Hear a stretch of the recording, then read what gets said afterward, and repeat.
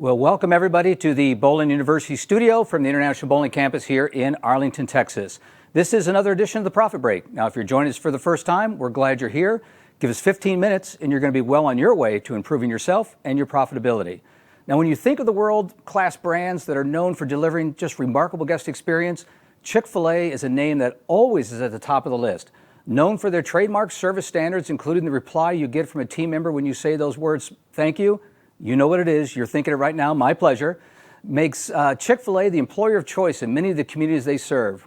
Now, in an era of rapid change, can high touch and high tech coexist? Now, today's guest is going to share with us how Chick-fil-A is winning the hearts in person and with technology.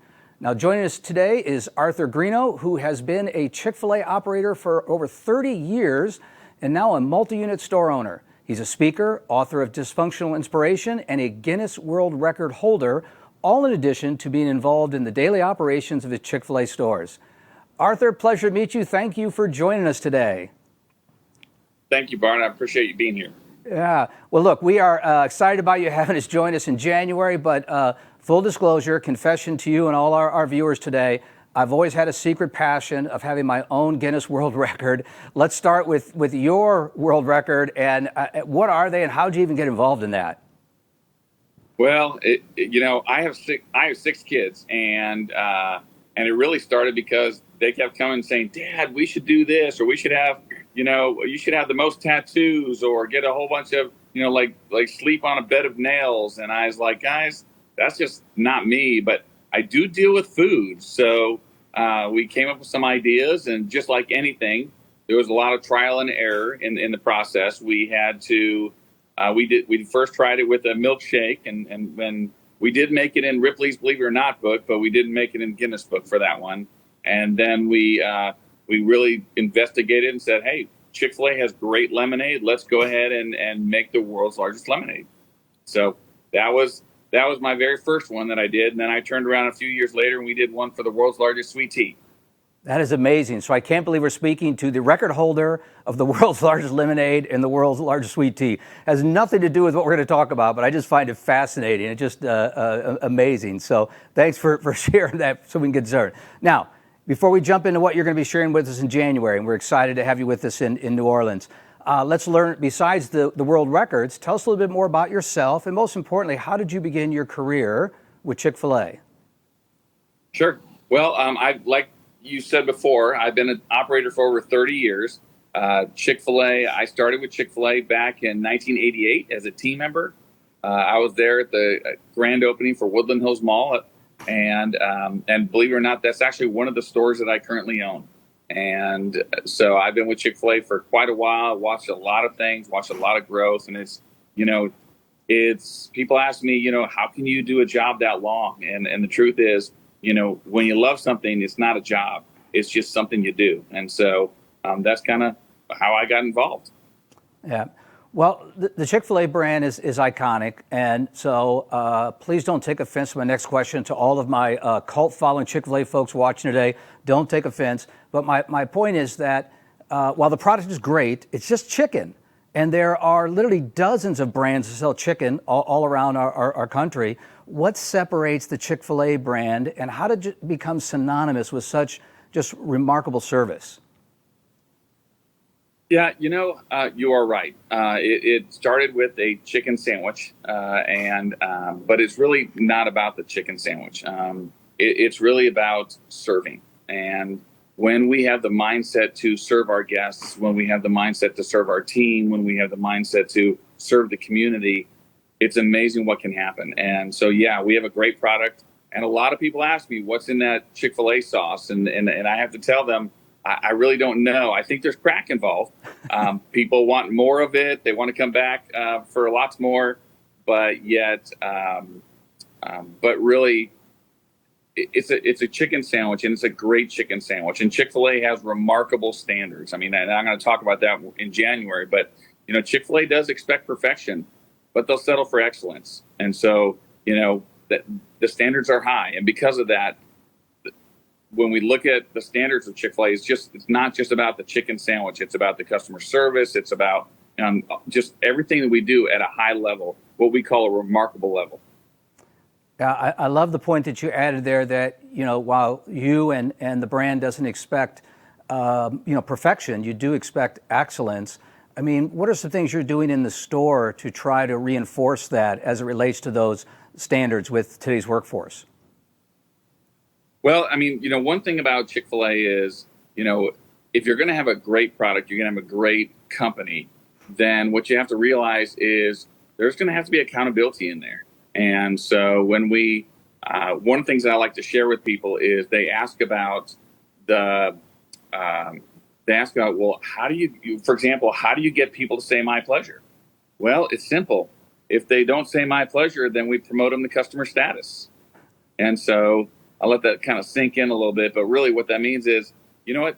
Chick-fil-A is not for everyone. And so those who work for us, the rules of Chick-fil-A is we say my pleasure. And if you can't say my pleasure, then there's plenty of other places for you to work. And I don't mean that in a bad manner.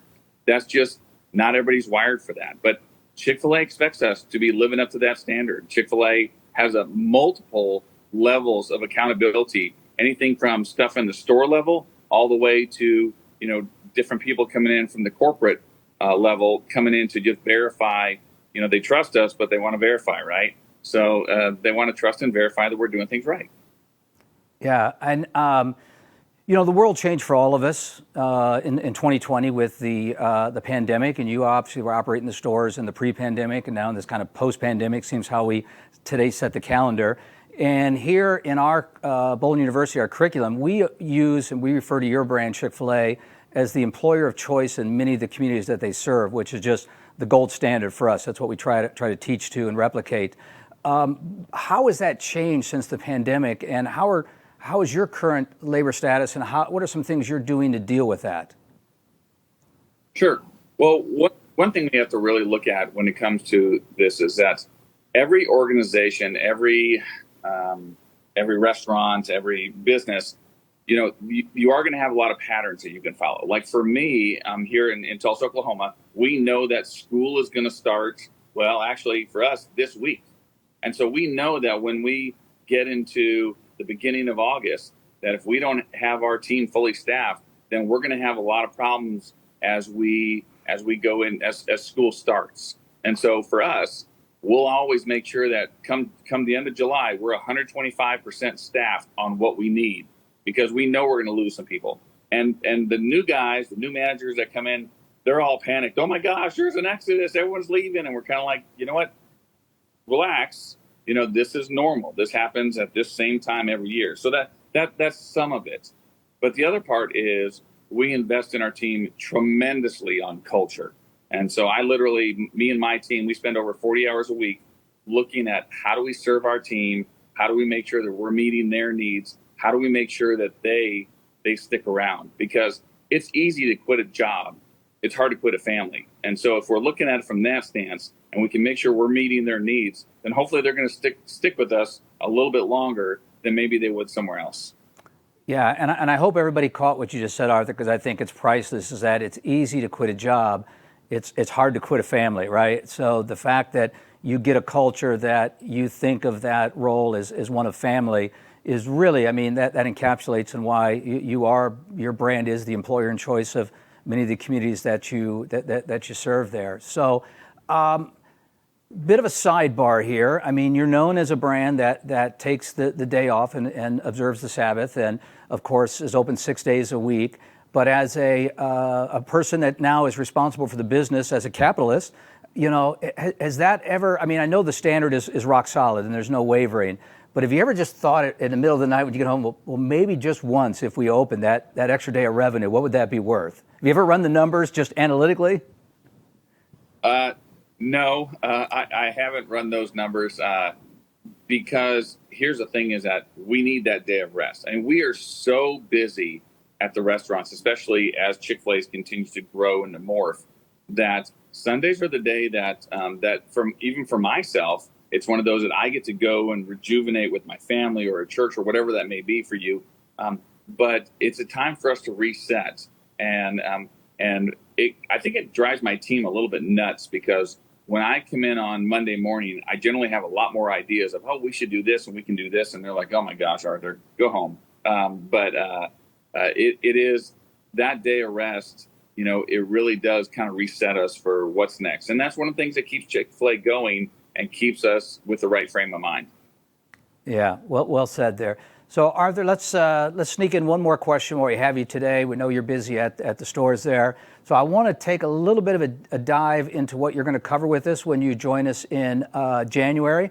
I know that there are a lot of brands in this quick service restaurant space that are using technology, and in some cases using technology to eliminate the personal touch. How is Chick-fil-A using technology to enhance the guest experience, not to replace it? Sure. Well, so fortunately, I'm actually on the innovation team for Chick-fil-A, and so we get to kind of experiment. And I remember when we were first talking about the app and those kinds of things, and the conversation was, what can we do with it?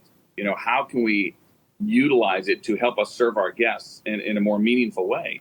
And actually, helping during lunch, it's 2 days before school starts, so we were pretty busy. But I noticed a number of parents that they came in with their kids, they wanted to play in a place. So they sat down at the table, and we have numbers on the table, and they actually placed their mobile order. So they were able to place their mobile order and be able to be engaged with their family and be able to be, present to what's happening. And so the mobile order would come through, and for us at Chick-fil-A, we don't have to. We just have to assemble it. The payment's already taken care of because it's already done in the app, and all it says is, "Hey, table number 6. This is what you need." It even has it down to what kind of sauce they want, what kind of drinks they want, all those things. So when we show up with them, we can just kind of check in with them, and then it gives us an opportunity to say, my name's Arthur. Is there anything else I can get for you while you're here? So it actually enhances our ability to engage with the guest, and so while they're able to, be there and have a good time. Yeah, so high tech and high touch really can coexist in that space. It's not one or the other. It can if you choose. Yeah, I love that. Well, Arthur, thank you for carving out some time today. We're excited to have you with us at our summit in New Orleans. It's going to be right around the corner. Thank you.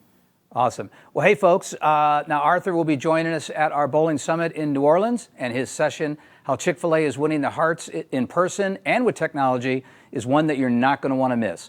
Now, if you're ready to start improving your profitability, you can reach us anytime at education@bpa.com. As we wrap up another edition of the Profit Break, remember, when your focus is on growing people, people will grow your business. Now, this episode, as well as all our previous Profit Break episodes, are available 24/7 for you and your team at bowlinguniversity.net. Plus, new episodes are available every month. Mark your calendar, watch your email, join us on Facebook to hear about all the latest episodes. Until then, I'm Bart Berger, and remember, do for one what you wish you could do for everyone. We'll see you next time.